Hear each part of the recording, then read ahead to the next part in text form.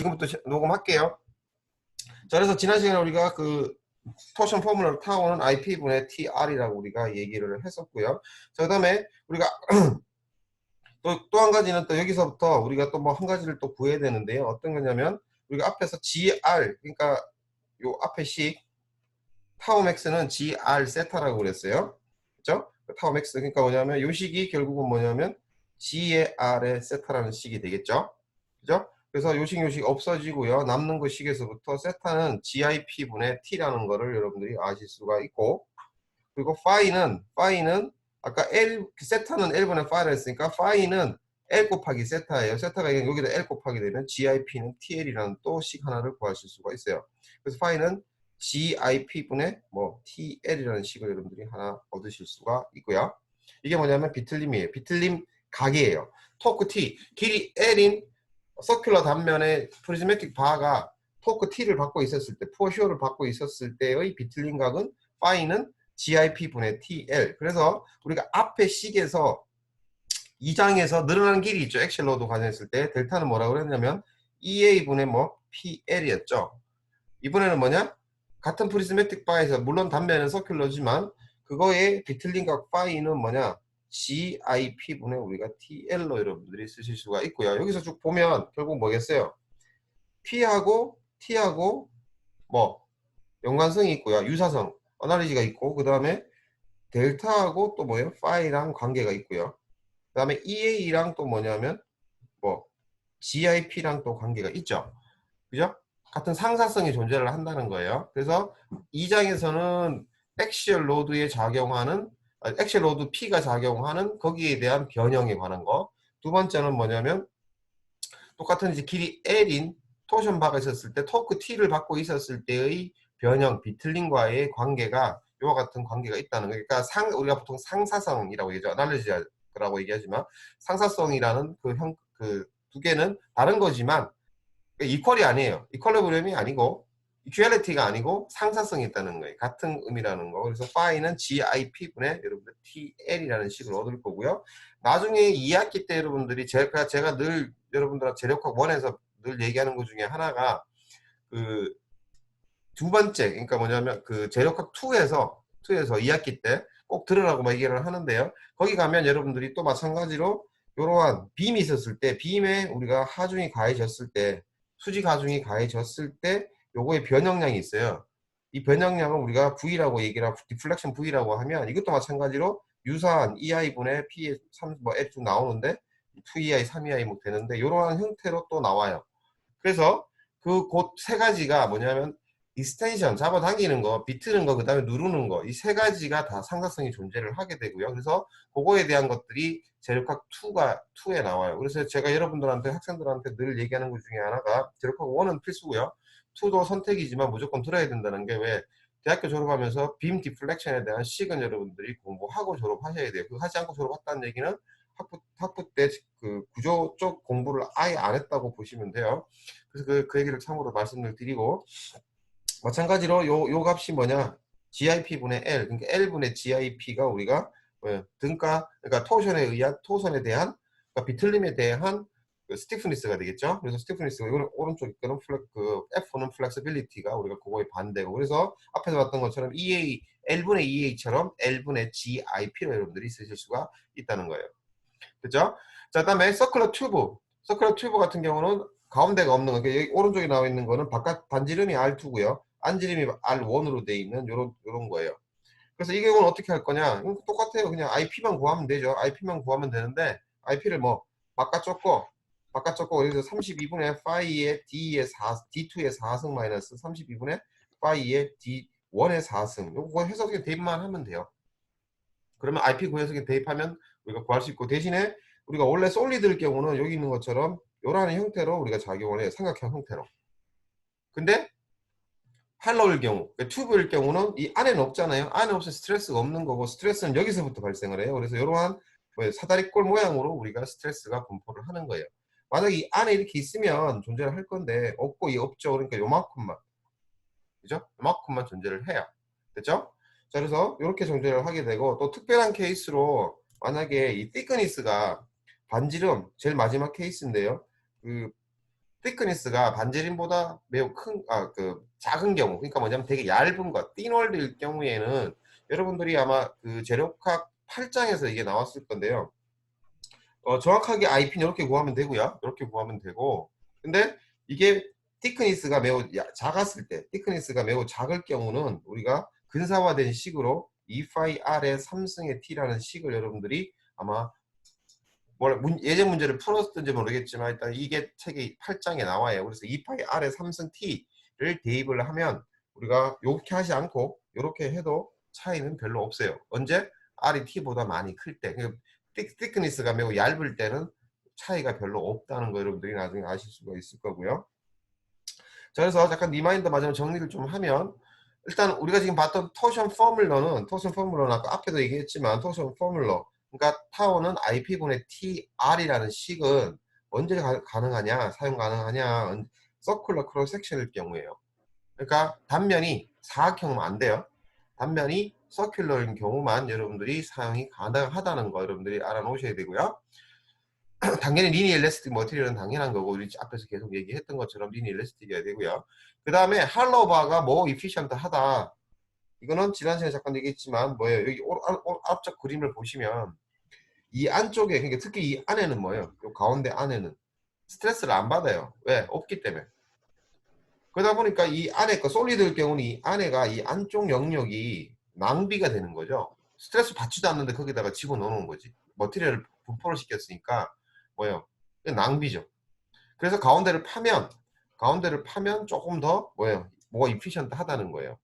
그러니까 뭐냐면 내가 받는 하중을 바깥쪽으로 몰아놓으면 그게 훨씬 낫다는 거고요. 뒤에 예제 있으니까 뒤에서 볼 수 있을 거고. 그래서 여러분들이 그 동영상에도 제가 한번 설명을 드렸지만 기본적인 일반적으로 이러한 토션 반은 여러분들이 가장 보는 게 샤프트예요. 그래서 그 동력을 전달하는 샤프트가 일반적으로 정확한 이거에 이제 우리가 지금 보고 있는 이러한 토크를 받는 케이스가 되고요. 그럴 경우에 대부분의 이제 좀 큰 이런 샤프트는 대부분이 튜브예요. 왜라고 물으면 보셨던 것처럼 가운데가 솔리드면 여기 하중도 받지 않는 부분에다가 우리가 머티리얼을 분포시켜 놓은 거죠. 쓸데없는 부분에다가. 그거를 깎아내면은 물론 다이아미터는 더 커지겠죠. 그렇지만 무게는 더 준다는 거죠. 그래서 우리가 대부분의 샤프트는 어느 정도 크기가 되는 것들은 당연히 우리가 할로우를 쓰고요. 튜브를 쓰고.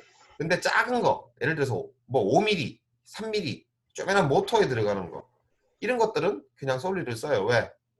그걸 뚫는데 돈 더 많이 드는 거예요. 그래서 그런 경우는 우리가 쓰지 않는다는 거 여러분들이 알고. 그러니까 그럼 결국은 뭐냐면 그러니까 할로우로 튜브로 만드는 게 당연히 솔리드보다 돈이 많이 들겠죠. 그러니까 그거 비용이랑 이 무게를 줄여서 나오는 비용이랑 어떤 게 나을 거냐는 거죠. 그 판단해서 큰 거는 그게 엄청난 혜택이 되기 때문에 우리가 큰 샤프트들은 다 튜브를 쓴다는 거를 여러분들이 아시면 되고요. 자, 그런데 여기서 한 가지는 할로우를 쓰긴 쓰는데 튜브를 쓰긴 쓰는데 주의할 거 하나 있어요. 마지막에 나온 거. 이 튜브의 thickness가 must be large enough to prevent wrinkling/와 buckling 돼 있죠. 뭐냐면 여러분들이 뭐 지금 갖고 있는 제가 이건 아니고 캔 같은 거, 그 콜라 캔 길쭉한 거 있죠. 그죠? 그걸 이렇게 비틀면 여기는 없는데 비틀면 이게 찌그러질 거예요. 그 찌그러지거나 아니면 이게 링클링, 그러니까 주름이 생기는 거죠. 우리가 버클링이 아니고 이제 이렇게 줬을 때 그런 링클링이 안 생길 정도로 충분히 두꺼워야 된다는 거예요. 너무 얇으면 뭐냐? 이게 링클링이 생기기 때문에 이거는 지금 우리가 하려고 하는 거하고 전혀 다르다는 얘기예요. 그거가 안 생길 정도는, 그러니까 버클링은 뭐냐면 어떤 재료를 눌렀을 때 이렇게 꺾이는 거예요. 그러니까 잡아당기면 상관없는데 누를 경우, 그러니까 이런 케이스예요. 이렇게 됩시다. 자가 지금 없는데, 이거 제가 명함 가지고 한번 해볼게요. 이건 잡아당기면 이렇게 늘어날 거예요. 근데 이게 아니고 이렇게 눌러버리면 휘죠. 그죠? 휘죠. 그러니까 뭐냐면 여러분들이 우리가 앞에서 봤을 때 리니어 일래스틱 영역에서는 잡아당기는 거나 누르는 거랑 똑같다 그랬는데 실제로 눌러보니까 딴 거는 그냥 늘어나는 당기는 거 어떻게 해요? 휘어버려요. 이걸 뭐라 그러냐면 버클링이라고 얘기해요. 그래서 여러분들이 이건 학부 과정은 사실은 아니고요. 아마 근데 구조역학이나 나올 거, 이 책에서도 제일 뒷부분에 나오는데 학부 과정은 아니고 이런 버클링 문제가 발생하는데 이런 것들이 발생하지 않는다는 조건. 그러니까 뭐냐면 이게 비틀어 버리면 그러니까 여러분들이 만약에 콜라 먹고 난 다음에 기다란 콜라 있잖아요. 비틀어 보시면 링클링이 생기면서 이렇게 막 찌그러질 거예요. 그게 링클링하고 보클링이 섞인 건데 그런 게 발생하지 않는 범위에서 우리가 지금 봤던 토션 포뮬러가 적용이 된다는 거예요. 충분히 그 정도는 두꺼워야 된다. 얇긴 얇다고 했지만 그게 안 생길 정도로는 두꺼워야 된다. 생겨버리면 이제 우리가 지금 했던 거 다 모여라는 거예요. 됐죠? 자, 그래서 그 얘기를 지금 여기서 그 세 줄로 이렇게 써놨고요. 그 다음에 그 뭐 비슷한 건데 아까 말했던 것처럼 이 파트에서 그 유도됐던 이퀘이션들은 아까 말했던 것처럼 서큘러 크로스 섹션이다. 이게 계속 나오는 건데요. 할로는 상관없지만 무조건 서큘러 크로스 섹션이고 그 다음에 no stress concentration, 그러니까 스트레스 컨센트레이션이 발생하지 않는 케이스다. 그리고 마지막 거는 뭐 얘는 뒤에 다시 또 부연설명을 한데 릭탱귤러 바하고 그 다음에 I 쉐입 크로스 섹션. 우리가 여러분들이 구조물을 사용할 때 가장 많이 쓰는 게 I 빔하고 그죠? I 단면, I자 단면. 그러니까 뭐냐면 여러분들이 그 요렇게 된 거 있죠? 요렇게 된 거 I자 빔 아니면 사각형 이런 거 많이 쓰겠죠 당연히 그죠? 그래서 이런 경우에 우리가 앞에서 구했던 식은 못 쓴다는 거예요. 사실 저도 이걸 언제 알았냐면 석사 2년차 때인가 박사 1년차 때 알았죠. 왜냐하면 공부를 했지만 다 까먹고 있다가 사각형에다가 대입을 했다가 틀렸다는 거를 왜 틀리지라고 찾아봤더니만 나중에 찾아봤더니만 이거였죠. 왜냐면 우리가 알고 있던 이 토션 포뮬러는 서큘러 크로스 섹션만 가능하다는 거 여러분들이 주의하시고요. 예제 3-1은 넘어갈게요. 풀었었고요. 3-2가 뭐냐면 아까 말했던 서큘러 튜브하고 그 다음에 솔리드 서큘러하고 두 개의 그 가치라고 해야 되나? 그러니까 그러니까 서큘러 튜브 그러니까 그 튜브의 그 이로운 점을 찾으라는 거예요. 한번 비교 한번 해보라는 거예요. 그 얘기는 뭐냐면 같은 토크를 봤는데 무게가 얼마나 주는지를 한번 확인을 해보라는 게 사실 이 문제예요. 딴 거 아니고요. 자, 그래서 보시면 왼쪽은 D0고요. 그 다음에 바깥쪽은 오른쪽에 거는 이제 D2, D1. 그러니까 바깥쪽 지름이 D2고요. 안쪽 지름이 D1이 되고 thickness가 10분의 D2가 돼요. 자, 그래서 먼저 A번이 뭐냐면 D0를 구하라 그랬는데 required D0라는 얘기는 뭐냐면 지금 주어진 게 두 개가 주어졌어요. 뭐냐면 여기 보시면 시어 스트레스가 40메가파스칼, 시어 스트레스가 40메가파스칼이고 그 다음 그러니까 뭐냐면 allowable 허용되는 시어 스트레스의 맥시멈이 40메가파스칼이고 그 다음에 allowable rate of twist가 0.75 아까 세타란 말이죠. 그러니까 뭐냐면 주어진 게 지금 뭐가 두 개 주어졌는데 타워 allowable이 40메가파스칼이 지금 주어져 있고요. 그 다음에 파이가 아니고 세타예요. 세타 allowable이 얼마나 주어졌냐면 0.75도 per 메타가 주어진 거예요. 그래서 이 두 조건에 그러니까 하중은 지금 1200Nm고요. 하중은 토크가 1200Nm가 주어졌을 때 이 단면이 시어 스트레스 맥시멈과 allowable도 안 넘어가고 그 다음에 비틀림 변화율도 안 넘어가는 맥시멈 D0를 구하라는 얘기예요. 미니멈 D0를 구하라는 얘기예요. 첫 번째 문제는 솔리드에 대해서. 자, 그럼 어떻게 하면 돼요? 일단 아는 식 다 써볼게요. 타워는 IP분의 IP분의 TR이 되죠. 됐죠? 자, 그래서 이렇게 되면 일단은 IP는 이거 쓸게요. T가 얼마냐면 1200N 메타. 그 다음에 R이 얼마냐? R은 2분의 D가 되겠죠? D0가 될 거고요. 나누기 솔리드일 경우에요. 그 다음 RP는 32분의 파이의 D0의 4승이에요. 됐죠? 이게 뭐하고 같아야 되냐? allowable 하고 같아야 돼요. 이게 얼마냐면은 얼마냐? 40 곱하기 10의 6승 파스칼. 됐죠? 요 식에서부터 뭘 구할 수 있어요? D0 하나 없어지고요. D0 3승이 될 거고요. 여기서부터 D3승에 대한 식을 여러분들이 구할 수 있겠죠. D0 3승은 써보면 1200 나누기 그 다음에 여기 곱하기 32가 될 거고요. 나누기 파이의 2배에 되겠죠? 그 다음에 곱하기 40 곱하기 10의 6승 되겠네요. 요거 구했을 때 나오는 D0를 구하시면 돼요. 이게 얼마냐면 요게 D0가 얼마냐면 150 아니지 53.5mm 53.5mm예요. 53.5mm가 나왔어요. 먼저 한 개. 뭐에 대한 거? 이 시어 얼라블, 그러니까 스트레스, 그러니까 타워 얼라블에 대한 게 일단 53.5mm가 나왔고요. 두 번째는 또 하나 더 이 조건이 하나 더 있어요. 뭐 레이트 오브 트위스트가 0.7도, 그러니까 세타가 얼마? 0.75도 퍼 메타 되는 거죠. 이게 뭐라고 그랬냐면 GIP 분의 뭐예요? T죠. L이 없고요. 됐죠? 자, 그러면 T 마찬가지 1200Nm. G가 얼마냐면 얼마예요? G가 78 곱하기 10의 구수. IP는 마찬가지로 32분의 파이의 D0의 4승이에요. 여기서부터 뭘 구할 수 있어요? D0를 구할 수 있죠. 그죠? 요 구한값이 얼마냐? D0 구하면 요게 얼마냐면 58.8 나왔어요. 58.8mm 나왔어요. 됐죠? 58.8mm 나왔죠? 그러면 요 다이아미터가 D0인 솔리드 서큘러 바가 위에 조건 쉬어 스트레스 얼라블 쉬어 스트레스가 40MPa하고 얼라블 레이트 오브 트위스트가 0.75도 퍼 메타를 넘지 않는 최소의 다이아미터는 얼마냐? 53.5가 아니고요. 58.8mm죠. 됐죠? 58.8mm예요. 58.8mm가 답이에요. A번에. 됐죠? 자, 두 번째는 이제 솔리드가 아니고 이제 할로우예요. 할로우. 자, 할로우면 자 볼게요. 자, 지금 오른쪽에서 그러니까 이제 요거 좀 치울게요. 막 지저분한데 치울게요. 일단 58.8mm가 일단은 일단 A번의 답이고요. 자, 두 번째는 이제 뭐냐? D2를 구하라 그랬어요.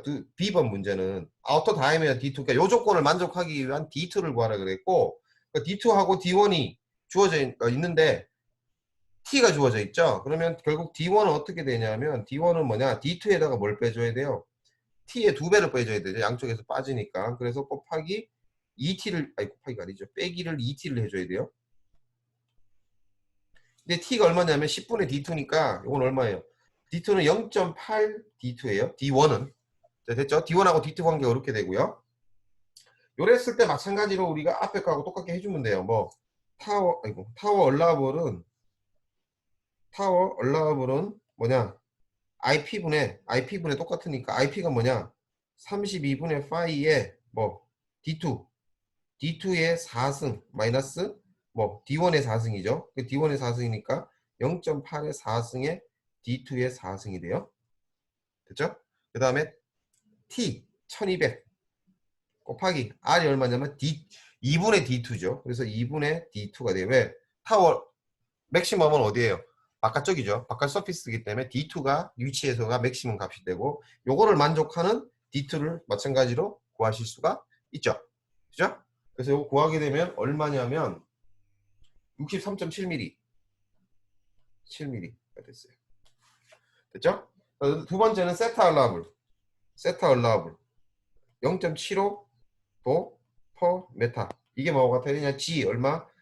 78 곱하기 10의 9승 파스칼에다가 IP죠. IP가 마찬가지로 32분의 파이에 D2의 4승에 1-0.8의 4승 될 거고요. 그 다음에 이거분의 T가 되죠. T가 얼마냐면 아까 1200이죠. 이렇게 해주면 돼요. 여기서 마찬가지로 D2에 대해서 구할 수 있죠. 이렇게 구한 값이 얼마냐? 67.1mm래요. 됐죠? 이 둘 중에 답은 얼마? 답은 67.1mm가 답이에요. 됐죠? 자, 그러면 아까 앞 문제에서는 D0가 얼마냐면 D0가 얼마가 나왔냐면 58.8mm예요. 그러니까 솔리드일 경우는 58.8mm 이상만 되면 지금 이 조건을 만족을 하는 거예요. 근데 지금 방금 같은 티크니스가 바깥지름 그러니까 매 10분의 1일 경우는 D2가 얼마가 나오냐면 이게 67.1mm가 나왔어요. 67.1mm예요. 그 얘기는 뭐냐면 솔리드보다는 튜브가 바깥쪽 디램은 더 큰 거예요. 당연한 게 왜 그래요? 안에 게 없으니까 그거 하중을 받아야 되니까 당연히 뭐예요? 바깥쪽이 더 클 수밖에 없는 거죠. 더 굵어지는 건 맞아요. 여기까지가 2번 문제고요. 자, 그 다음에 마지막은 뭐냐? 마지막은 뭐겠어요? 이거의 무게를 비교해라 말하는 거죠. 크기는 더 큰 거 맞아요. 더 두꺼운 거 맞아. 근데 무게를 한번 비교해 보라는 거예요. 자, 무게 비교하려면 어떻게 돼요? 무게 비교하려면 이거의 면적을 비교하면 돼요. 그죠? 맞죠? 맞죠? 그죠? 단위 길이당 부피는 뭐 면적 곱하기 길이니까 단위 길이당 부피는 뭐예요? A가 될 거고요. 여기다가 뭐 비중 곱하면 뭐 무게가 되는 거잖아요. 단위 길이당 무게가 되는 거 아니에요? 그러니까 결국은 뭐냐? 같은 재질이면은 면적을 비교하면 돼요. 그래서 면적을 비교하면 어떻게 될 거냐? 그러니까 뭐냐면 그 할로우인 경우 WH하고 WS 솔리드인 경우 면적을 비교하는 건 결국 뭐냐면 그러니까 무게를 비교하는 건 아까 말했던 것처럼 면적을 비교하는 데인 거고요. 면적을 비교하려면 뭐 파이 R의 자승이잖아요. 4분의 파이 D의 자승이잖아요. 그럼 뭐 다이미터의 자승에 비례하는 거예요. 그래서 먼저 하면 아이고 밑에가 솔리드일 경우는 뭐냐? 뭐 4분의 파이의 뭐 D0의 자승이 될 거고요. 파이 R 자승이니까. 자, 그 다음에 뭐 위에는 4분의 파이의 뭐 D2의 자승 마이너스 뭐 0.8의 자승의 D2가 자승이 되겠죠. 맞죠? 이게 뭐 반면적의 B가 되는 거예요. 반면적이 B면서 면적의 B가 돼요. 맞죠? 자, 그러면 요거 계산해 보면 얼마가 나오냐면 0.47이 나온대요. 자, 그 얘기는 뭐예요? 지금 thickness가 바깥 지름의 10분의 1인 케이스에서 할로 튜브가 솔리드 케이스보다 지금 이 조건에서 얼마의 무게를 줄일 수 있냐라고 하면 50%를 줄일 수가 있다는 거예요.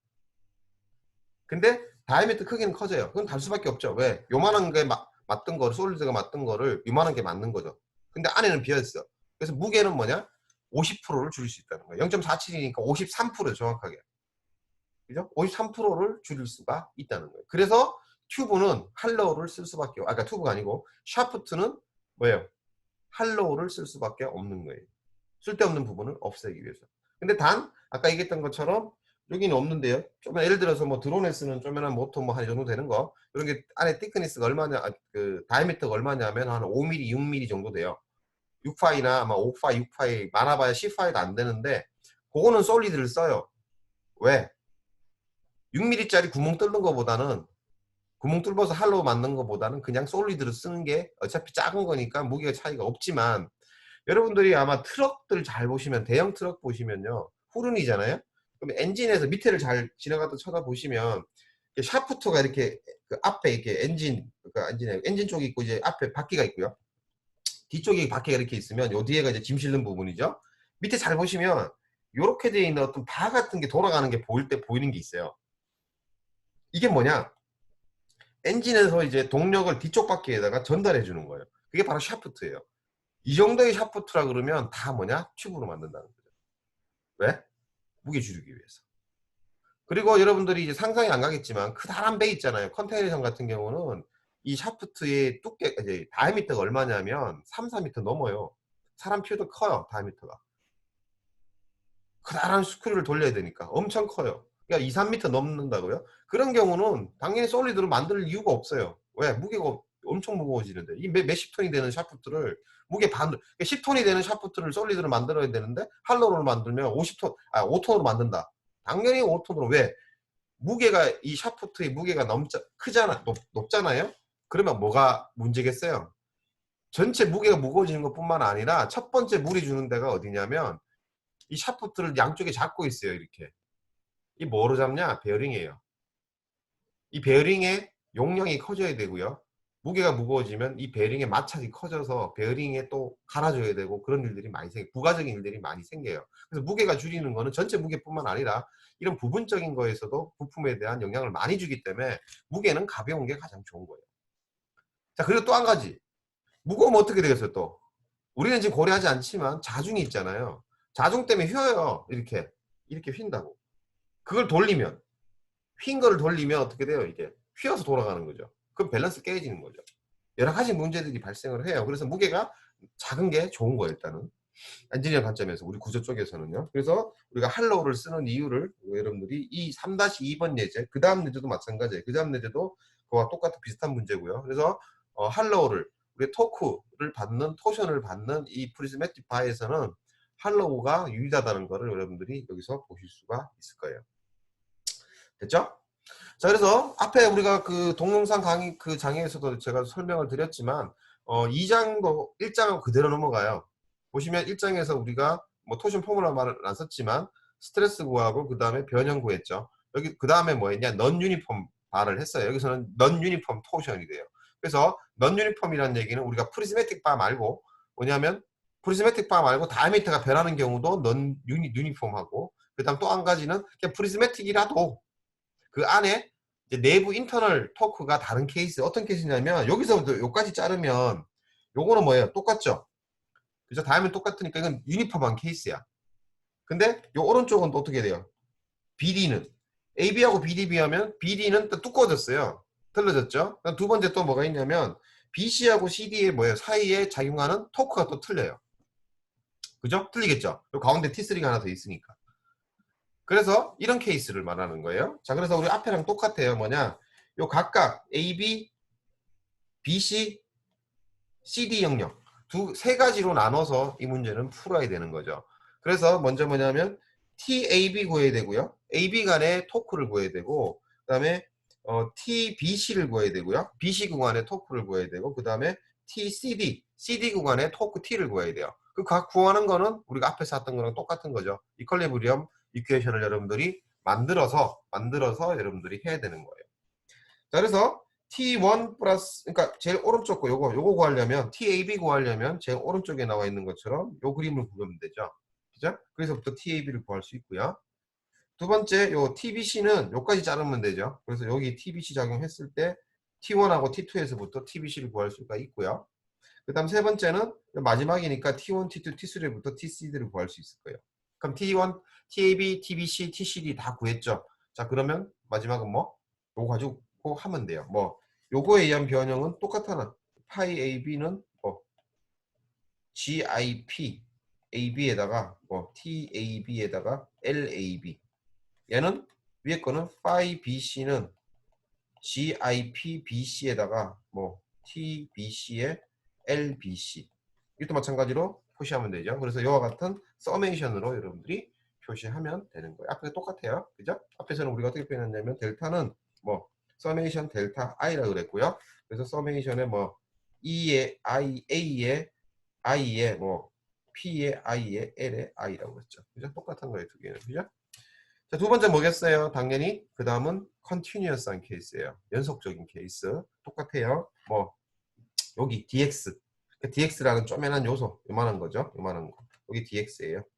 요때 토크걸 T의 X. 제가 T의 X라 쓸 수 있고 그 다음에 여기 뭐냐 G의 IP에 또 X라 쓸 수 있을 거예요. 그래서 여기에 발생하는 비틀림 양을 d파이라 그러면 d파이는 T의 X 나누기 G의 IP의 X에다가 뭐 곱해주면 돼요. DX 곱해주면 되고요.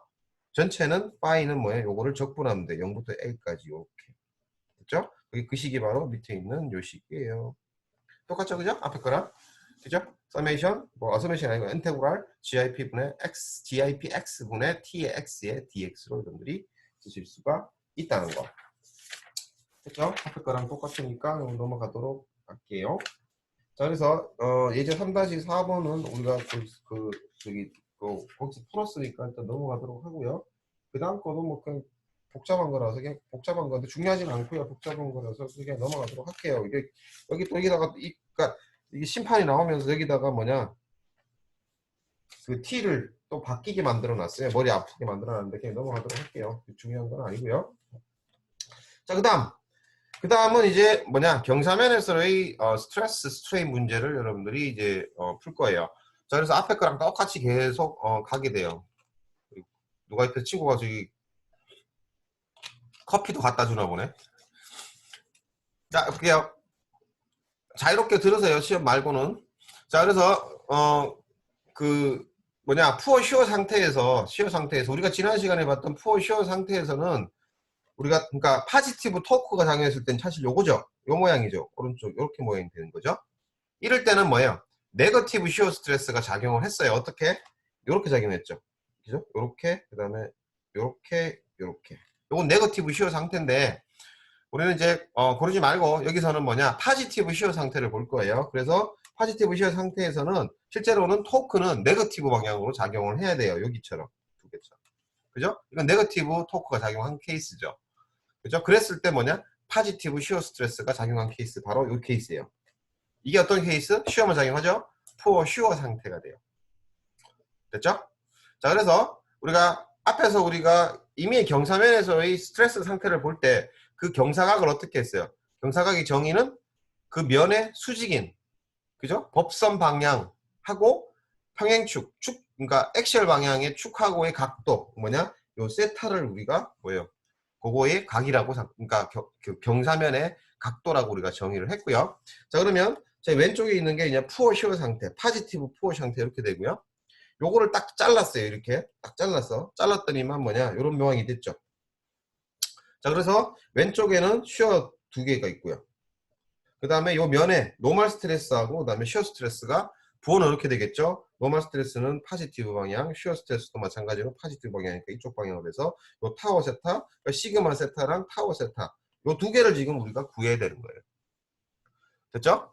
자, 그래서 요 면의 면적은 A0겠죠. 우리가 A0라고 놓으면, 요거의 단면의 면적을 A0라고 하면, A0가 아니고, 요 엘리먼트의 면적을 A0라고 하면, 지금 요게 세타니까 요게 세타죠.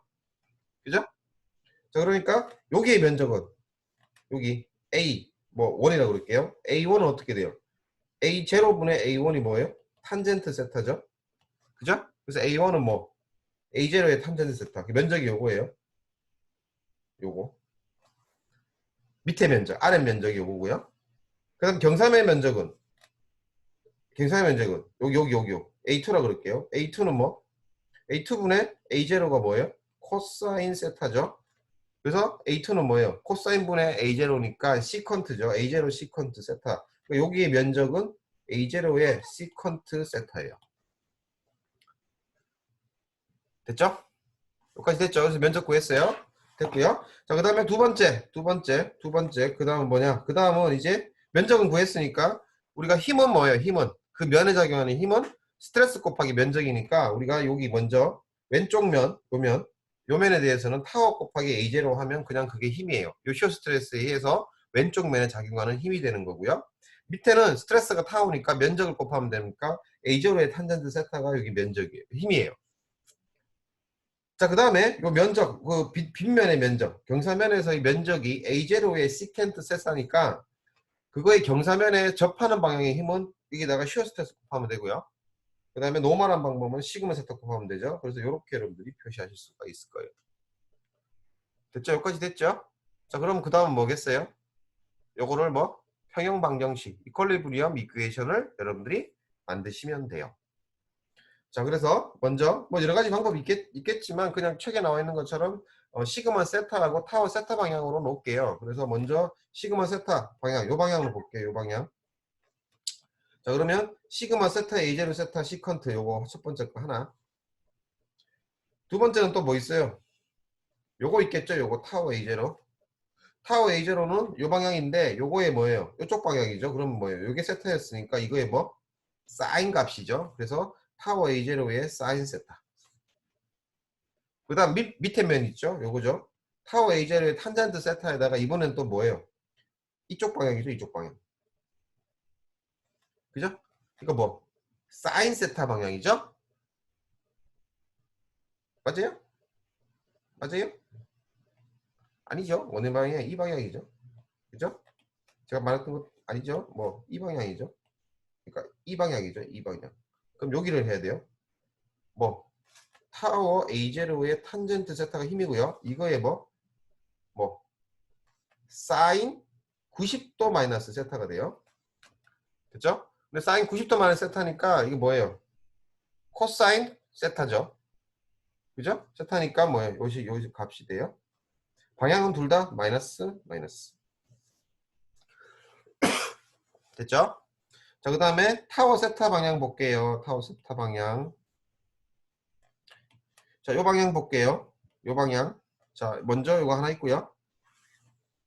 그 다음에 요거에 뭐 이번에는 사인 값, 요거에 코사인 값이 되죠. 방향은 마이너스고 타워 A0의 코사인 세타고요. 얘는 마찬가지로 뭐 코사인 값이죠. 근데 코사인 90도 마이너스 세타니까 사인 돼가지고 플러스 방향으로 요 방향이 돼요. 그래서 요 두 식을 여러분들이 얻으실 수가 있고요. 됐죠? 자, 이 두 식에서부터 우리가 이제 정리를 좀 해야 되겠죠. 먼저 A0 다 없앨게요. 시커슨 세타가 뭐예요? 코사인 분의 사인 1이죠. 그러니까 코사인 곱하게 되면 이거 없어져요. 위에 거는. 그 다음에 여기 곱하시면 사인 세타, 코사인 세타가 될 거고요. 탄젠 세타가 코사인 분의 사인이니까 맞죠? 코사인 분의 사인이죠. 탄젠 세타가 코사인 분의 사인이니까 이건 어떻게 쓸 수 있어요? 사인 세타 마찬가지 코사인 세타예요. 됐죠? 요거는 코사인 곱하게 되면 자 그래서 시그마 세타는 2배의 타워의 사인 세타 코사인 세타예요. 여기 나와요. 첫 번째 식에서. 그런데 2배의 사인 세타 코사인 세타는 뭐예요? 사인 2세타가 되죠. 자 그래서 요 식이 나왔어요. 시그마 세타는 타워 세타의 사인 2세타라는 식이 하나가 나왔고요. 됐죠? 두 번째 밑에 식에서는 볼게요. 밑에 식도 마찬가지로 우리가 정리를 하면 밑에 식은 자 보시면 마찬가지 A0 다 없어지고요. 이번에도 코사인 곱하게 되면 코사인 자하승 세타고요. 이거 없어지고 그 다음에 코사인 분의 사인인데 코사인 없어졌으니까 이거는 뭐 이거 없어지고 사인 자하승 세타가 돼요. 근데 넘어가면 코사인 타워의 코사인 자하승 세타 마이너스 사인 자하승 세타니까 이게 뭐예요? 코사인 2세타죠. 그래서 밑에 있는 거 같은 요식이 일단 나와요. 됐죠? 그 푸어 시어 상태에 타워가 작용했을 때 시그마 세타는 타워의 사인 2세타고요. 타워 세타는 타워의 코사인 2세타가 돼요. 됐죠? 자 그래서 요거를 그래프를 마찬가지로 한번 그려볼게요. 최대 최소를 보기 위해서 시그마를 보면 사인 2세타니까 세타가 제로일 때는 제로예요. 그래서 어디냐? 그 점이 바로 요 점이에요. 됐죠?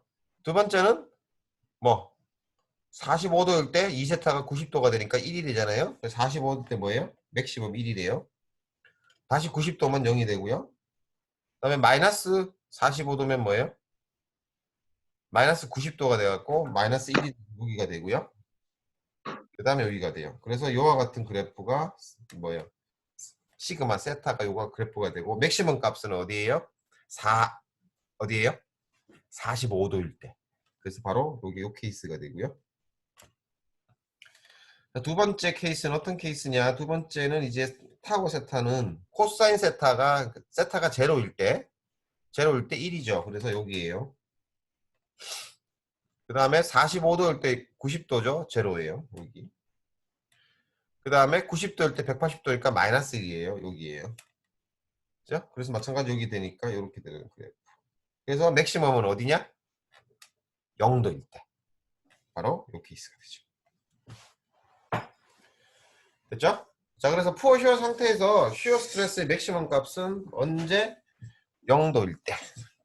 그 상태 그대로고요.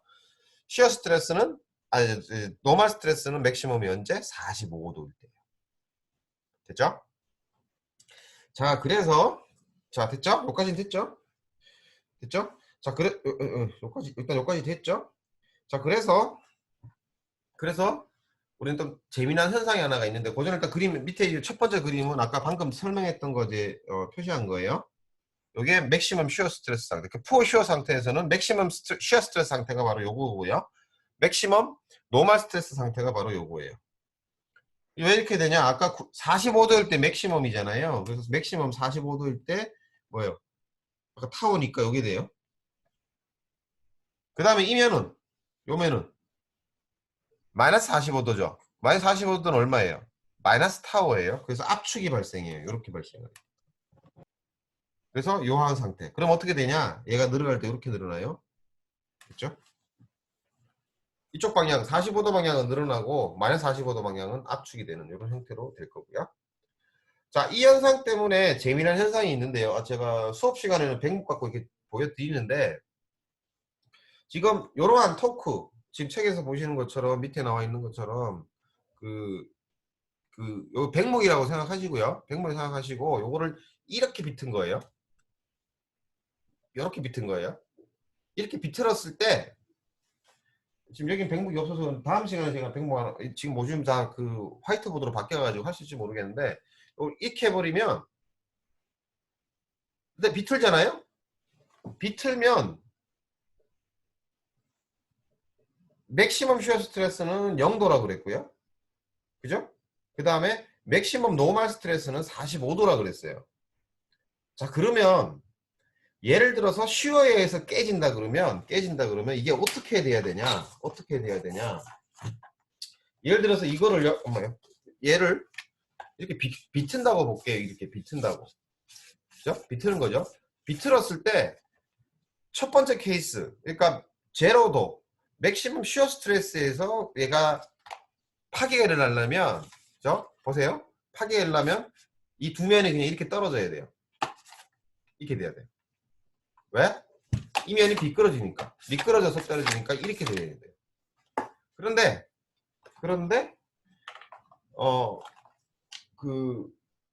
여기는 쓸 게 없고요. 그 분필 같은 거를 이렇게 딱 돌려버리면 그렇게 단면이 딱 90도로 끊어지는 게 아니고요. 어떻게 끊어지냐? 요 밑에 있는 그림처럼 요 형태로 깨져요. 정확하게 40도 아니지만 이게 이런 식으로 비스듬하게 깨져요. 그게 왜 그러냐? 이것 때문에. 자, 우리가 백목이나 소일이나 이런 거 브리틀한 케이스는 이 압축받는 것보다요. 인장받는 게 잘 끊어져요. 잘 끊어지게 돼요. 잘 끊어지니까 이게 잘 끊어지니까 뭐냐면은 45도인데 45도가 플러스 마이너스 45도가 발생을 하는데 지금같이 이렇게 비틀어 버리면 여기 45도랑 여기 45도 두 개가 있어요. 근데 이쪽 45도는 뭐였어요? 압축을 받는 케이스고요. 이쪽 45도는 인장을 받아요. 그래서 인장받는 게 이런 브리틀 재료에서는 약하기 때문에 이와 같이 이 형태로 잘리는 거예요. 45도, 마이너스 45도가 아니고 45도로 뭐예요? 잘려나가는 거예요. 자, 이걸 설명을 할 때 이거를 슈어 스트레스에 의해 가지고 잘려나갔다, 파괴가 일어났다라고 하면 틀린 답이고요. 이건 뭐냐? 노멀 스트레스에서 푸어 슈어 상태, 그러니까 슈어 스트레스 토크를 줬는데 얘가 45도로 잘려나갔다라고 하면 이거는 뭐냐? 슈어 스트레스에 잘린 게 아니고요. 노멀 스트레스에서 잘린 거예요. 됐죠? 이걸 설명하려면 아까 봤던 이 경사면에서 45도에서 노멀 스트레스가 압축, 그러니까 인장으로 맥시멈이고 마이너스 45도에서 압축으로 맥시멈 값이 된다는 것을 여러분들이 이해하셔야지만 이게 설명이 되는 거예요. 우리 앞에서 봤던 압축일 경우에 나무 같은 경우에 압축인데 45도로 깨지죠. 그건 뭐해? 45도에서의 시어 스트레스로 깨진 거고요. 그건 왜 그러냐? 그게 시어 스트레스 맥시멈인데 그 얼라우블 얼티미트 그 시어 스트레스가 노멀 스트레스보다 반보다 작은 거예요. 그래서 거기서 먼저 깨지는 거예요. 만약에 시어 스트레스의 얼티미트 값이 노멀 스트레스보다 반보다 더 크면 노멀 스트레스가 깨져가지고 이쪽으로 깨지는데 눌렀을 때 45도는 더 작기 때문에 됐다는 거죠. 이것도 마찬가지예요. 이것도 비틀었는데 이 면이 잘리는 게 아니고 이렇게 45도로 잘렸다는 얘기는 이거는 뭐냐? 노멀 스트레스 때문에 잘렸다는 거예요. 이걸 여러분들이 설명을 하실 수가 있어야 돼요. 이 수업 듣고 난 다음부터는. 그러니까 이게 뭐냐면 여러분들이 물리적으로 이거를 앞에 했던 식 가지고 이해하는 게 바로 이 부분이에요. 구슬시험 같은 거 치면 딱이죠. 왜 45도로 딱 보여주면서 왜 45도로 깨져요? 딱 그랬을 때 이거 뭐 때문에 깨져요? 그랬을 때 시어 스트레스로 토크 받는다고 해서 시어 스트레스 깨져요 그러면 그건 틀린 답이에요. 100%. 됐죠? 자, 그 다음 볼게요. 자, 그 다음에 우리 앞에서 요식을 유도한다 그랬어요. 요식을. 이 식이 아니고요. 이 식이 아니고. 앞에서 우리가 1장에서 보여준 식 중에 포화성 레이쇼 얘기하면서 시어 모듈러스, 영스 모듈러스, 그 다음에 포화성 레이쇼 할 때 세 개가 독립이 아니라고 그랬어요. 그래서 요식을 여러분들이 얘기를 했었어요. 그래서 요식을 우리가 유도한다 그랬는데 이 챕터에서 유도를 할 거예요. 됐죠? 오늘 됐고요. 이제 볼게요. 자, 그러면 이제 왜 안 넘어가냐? 어? 어? 죽었네요. 잠깐만요. 제가 공유 중지하고 다시 할게요. 안 넘어가서.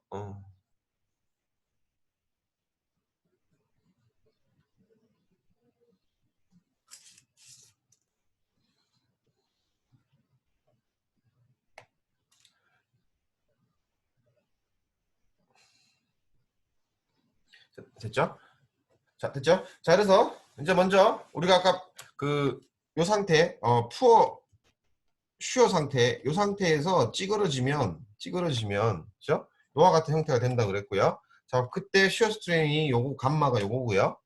그 다음에 요 안쪽은 그러면 2분의 파이 마이너스 감마가 되겠죠? 됐죠? 여기는 2분의 파이 더하기 감마가 될 거고요. 됐죠? 이렇게 될 거고. 그래서 감마는 우리가 앞에서 뭐 영수 뭐 저기 뭐야 훅스로 해서 타워는 G 감마니까 감마는 G분의 타워가 될 거고요. 자, 그 다음에 45도를 볼게요. 45도가 맥시면 노멀 스트레스라 그랬어요. 그죠? 그래서 이쪽에서는 잡아당기는 거, 이쪽에서는 압축이라고 그랬어요. 값은 얼마냐? 타워. 시어 스트레스랑 같은 값이고요. 푸어 시어 상태 스트레스랑. 자, 이랬을 때 그럼 이쪽 방향에 입실론을 우리가 볼게요. 입실론을. 그러니까 그 책에서는 그걸 입실론 맥스 값이라고 얘기를 했고요. 입실론을 볼 건데. 자, 그러면 일단 먼저 이쪽 방향의 스트레인을 구하려면 두 가지가 있어요. 한 가지가 아니고 두 가지예요. 뭐냐? 먼저 얘가 잡아당기는 거, 인장에 의해서 잡아당기는 거, 이쪽으로 늘어나는 거 하나. 두 번째, 이쪽으로 눌리죠. 눌리죠. 그럼 이게 쭉으로 늘어요. 쭉으로 늘어요. 대신에 뭐예요? 포화성 레이셔에 의해서 이쪽으로 늘어나요. 두 가지가 존재해요. 그래서 이쪽 방향의 시어 스트레스 스트레인을 구할 시어 스트레인이 아니고 노멀 스트레인을 구할 때 두 가지가 있다는 거예요. 뭐 이쪽으로 잡아당기는 거에 의해서 발생하는 노멀 스트레인 하나, 그 다음에 이쪽으로 눌러가지고 이쪽으로 늘어나는 포화성 레이셔에서 늘어나는 값 두 번째 거 두 개가 존재를 해요. 이것만 구하면 틀려요. 이거에 의한 거 눌러서 이쪽으로 늘어나는 길이 두 가지를 다 구해야 돼요. 첫 번째 텐사일 스트레스에서 발생하는 거는 E가 아니죠. 시그마는 E의 입실론이니까 그거에 의한 거는 E는 2분의 시그마죠. 그게 바로 요 값이에요. 요게 텐사일 방향에 의해서 텐사일 스트레스, 그러니까 그 잡아당기는 노멀 스트레스 시그마 맥스에 의해서 발생하는 스트레인 양이 이거고요. 시그마 맥스가 타워라 그랬으니까 E의 타워가 맞고요. 두 번째는 눌러요. 누르죠? 누르는 거에서 이쪽으로 발생하는 거는 얼마예요? 마이너스 U의 뭐예요? E의 뭐예요? 시그마 맥스가 되겠죠. 근데 시그마는 이게 타워가 될 거고요. 그래서 마이너스 마이너스 없어져 가지고 E의 타워가, E의 U의 타워가 돼요. 요거 두 개의 합이 이쪽 방향 45도 방향으로서 늘어난 길이 식에서는 스트레인 양 입실론 맥스가 되고요. 그 입실론 맥스는 2분의 타워랑 2분의 뉴 타워 더해줘서 2의 타워의 1 플러스 뉴가 돼요. 요 둘 중에 하나만 틀린 거예요. 두 개 다 포함해야지 이쪽 방향의 스트레인. 이게 만약에 없었으면 상관이 없는데 그게 아니고 잡아당기면서 눌러주니까 이거에 의한 스트레인 양이 바로 요거고요. 그 다음에 눌러주는 것 때문에 발생하는 스트레인 양이 이 뒤에 부분이에요. 그래서 두 개의 합이 스트레인 양이에요. 됐죠? 첫 번째.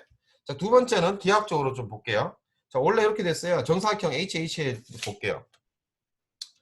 자, 얘가 찌그러졌어요. 어떻게? 이렇게 오른쪽처럼 찌그러졌어요. 그러면 뭐예요? 늘어나는 길이가 아니고 늘어나고 난 다음에 원래 길이는 뭐 요거죠? 요건 뭐예요? 요 길이는 스퀘어 루트 2의 h가 되겠죠? 그죠? 요 길이는 요게 어떻게 바뀌었어요? L의 책에서는 BD로 표현했어요. BD로 표현했어요. 요게 되는 거예요. 맞죠?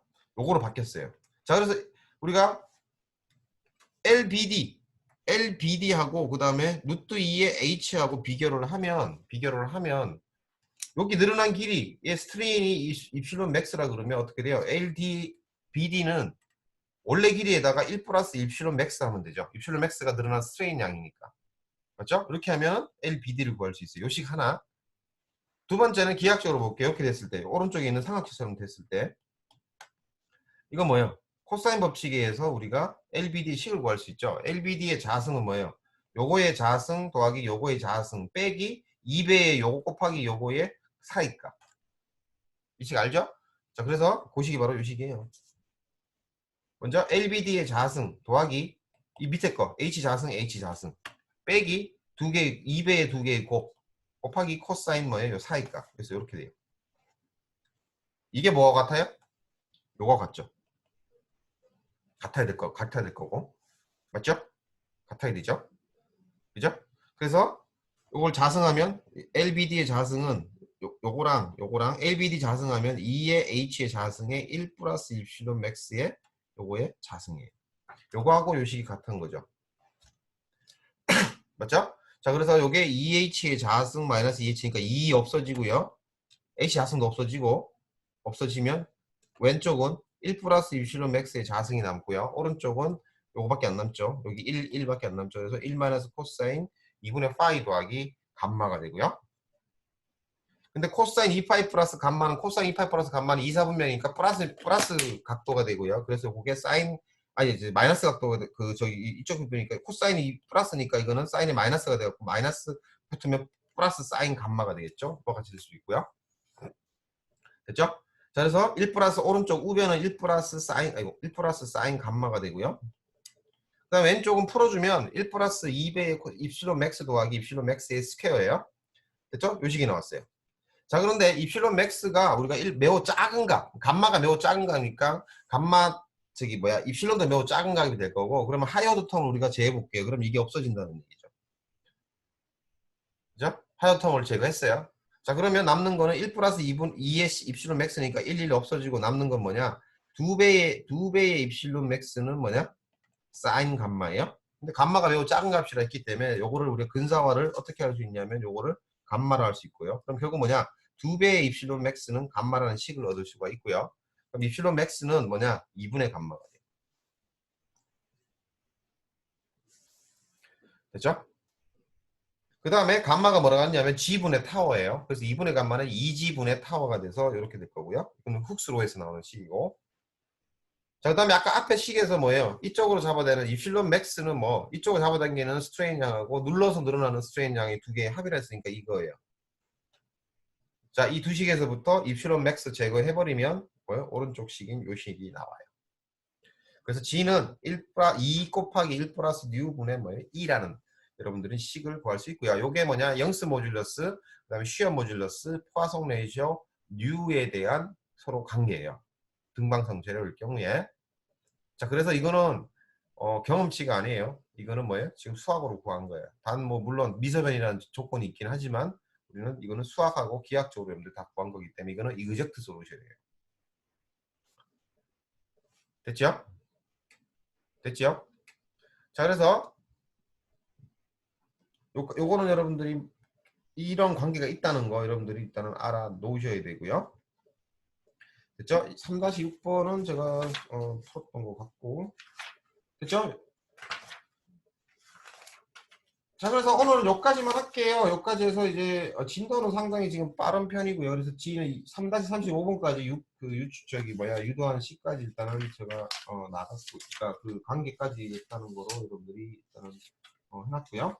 다음 시간에 3-7번하고 뒤에는 3-7번하고 풀고 그 다음에 이제 부정적 무점을 넘어가도록 할게요. 자, 그래서 다음 시간 일단 5월 4일에는 일단은 수업을 없고요. 5월 6일 날에 다시 얘기하지만 그 시험을 여러분들이 보게 될 거고요. 그래서